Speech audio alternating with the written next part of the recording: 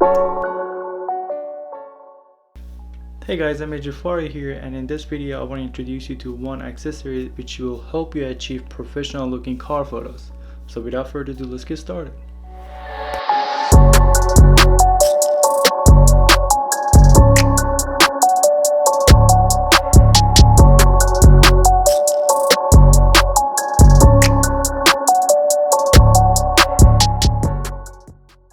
Alright guys, good to have you back, good to see your smile faces, and hope you're all staying safe, staying at home, and washing your hands.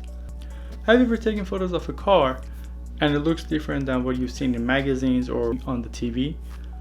Like the photo you've taken has a reflection from the window or any other surfaces, but the one you've seen in the magazines doesn't have it?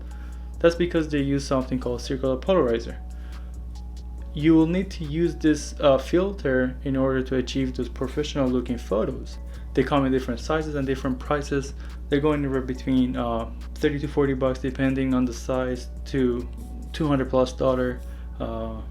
You can find them anywhere from Amazon, B&H Photo, even Walmart, Best Buy. And what the CPL does is having half of it coated with polarizer. So when you rotate it, you will be able to actually remove the reflections from the places you want, just like you see in this video. Now I have a couple photos for you guys where I have removed the reflections from this window, and then this one is without a polarizer, which you can see the reflection from the window. There are some pros and there are some cons with the polarizer. The pros are you being able to achieve those professional looking photos, and also being able to achieve those lower apertures when you have bright sunlight outside, because what it does is actually, one of the cons is that it will add couple stops to your exposure because it's a dark subject.